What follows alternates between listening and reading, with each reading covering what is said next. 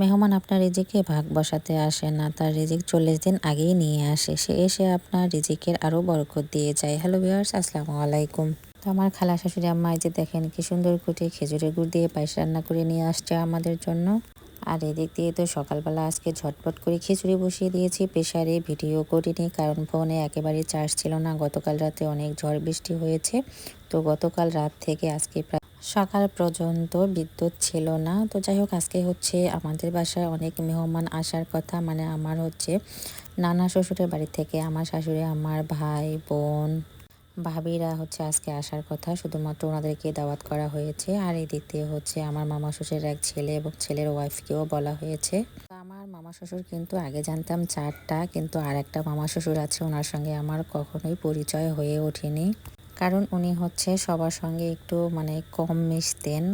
তো সেই মামা শ্বশুরই আজকে অনেক দিন পর আমাদের বাসায় আসার কথা। আমি আসার পরে আর কি শুনলাম যে লাস্ট উনি 2013 সালে নাকি আমাদের বাসায় আসছিল, আর এর মাঝখানে কারো সঙ্গে নাকি কোনো যোগাযোগ ছিল না। তো যাই হোক, অনেকের পরিবারে অনেক ধরনের সমস্যা থাকতেই পারে।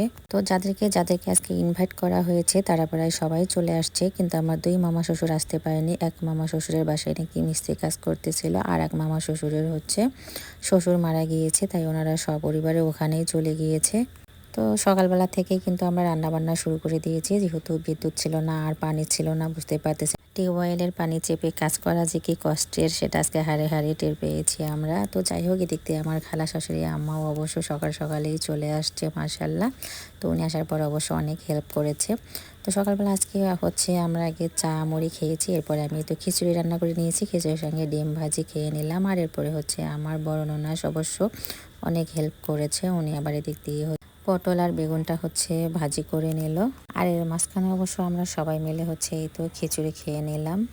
আর যেহেতু আজকে শুক্রবারের দিন, তো নামাজের পরপরে কিন্তু সবাই চলে আসবে, আর যেহেতু শহর থেকে আসবে তো ওনারা অবশ্য চলে আসছে আগেই, কারণ এখানে এসে হচ্ছে জুম্মার নামাজ পড়েছে আমাদের গ্রামে। তো মেহমান দেখার পরে আমি ঝটপট দুটা চুলা লাগিয়েছি, একটা হচ্ছে রান্নাঘরে আর একটা হচ্ছে বাইরে। তো দুই চুলায় হচ্ছে এই তো রান্নাগুলো আমরা করে নিলাম। আমার খালা শাশুড়ি এসে এই তো রোস্ট রান্না করলো, আবার এদিক দিয়ে হচ্ছে পোলাও রান্না করে নিল।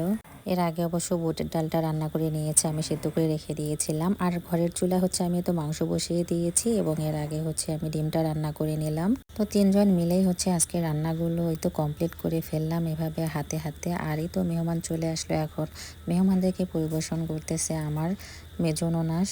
তো সবাইকে খাওয়ানোর পরে এই তো এখন আমি খাচ্ছি, আর এখন এই তো আমার জায়ের সঙ্গে একটু ফটো সেশন করতেছি সবাই মিলে এভাবে গ্রুপে দাঁড়িয়ে। এখন হচ্ছে একটু ভিডিও করে নিলাম। তো সবাইকে পেয়ে কিন্তু আমার শাশুড়ি আমা অনেক খুশি হয়েছে, যে দেখেন সবার মাঝখানে আমার শাশুড়ি আমাও কিন্তু দাঁড়িয়ে আছে। তো মেহমানদের সবাইকে বিদায় দেওয়ার পরে সঙ্গে সঙ্গেই কিন্তু হচ্ছে থালা বাসনগুলো পরিষ্কার করে আমি এইভাবে হচ্ছে শুকাতে দিই। তো আজকে আমাদের গেট টুগেদারটা কেমন লাগলো অবশ্যই কমেন্টসে জানাবেন। ভালো থাকবেন, সুস্থ থাকবেন।